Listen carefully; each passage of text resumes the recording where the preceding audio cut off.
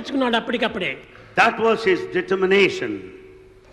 రాజు తలిస్తే దీనికి ఏం కొదువు ఉంటుంటది. When king decided, everything will necessarily happen. ఏర్పాటు ఏమీ అవసరం లేదు. Arrangements are not necessary. కాబట్టి చేయాలన్నాడు. So he was prepared to coronate Rama. వశిష్ఠుల వారిని పిలిపించాడు. He summoned Vasishtha. అతని దగ్గర కూడా ఆజ్ఞ తీసుకున్నాడు. And he took his permission. కానీ రాములు But Rama, సమత్వము అనేటువంటి దాన్ని, సోషల్ అనేటువంటి దాన్ని ఆనాడే ప్రారంభించాడు. in fact, that equal mindedness, the social obligation, was very well realized by Rama. అందరూ సమత్వంగా ఉండాలి. All should be equal.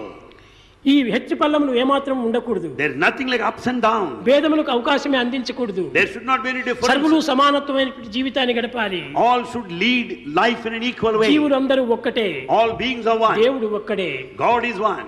కాబట్టి దేవుడు ఒక్కడు, జీవులు అనేకత్వము. God is one, but ఈ the beings are అనేకత్వాన్ని many. ఏకత్వంగా కూర్చడమే రాముని యొక్క ప్రధానమైనటువంటి లక్ష్యం అనుకున్నాడు. It was the feature of Rama to find the unity in diversity.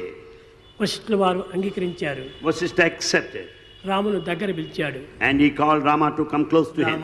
Rama, నీకు యువరాజు పట్టం కట్టాలని సంకల్పించుకున్నాను. it's my idea to రేపటి coronate. దినమే సిద్ధంగా ఉంటుండన్నాడు. Be ready, you are going to be coronated tomorrow morning.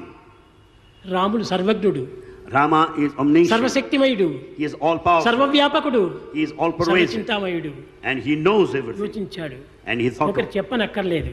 I don't need to be told by కానీ anybody. తండ్రికి జవాబు చెప్పడము మంచిది కాదని కొంచెం యోచిస్తూ కూర్చున్నాడు. And he was thinking this way, that it's not appropriate to answer the father's command. నాన్న, He said, Father, భరతుడు ఇక్కడ లేడు కదా, Bharata is not here. శత్రుఘ్నుడు ఇక్కడ లేడు కదా, Shatrughna is not present. కాబట్టి వాడు రావాలి కదా అన్నాడు. Should they not be present for the అవి నీకు coronation? అనవసరము, It's not necessary, don't నా talk. ఆజ్ఞ నీవు శిరసా వహించమన్నాడు. You follow my command, he said. మంచిది.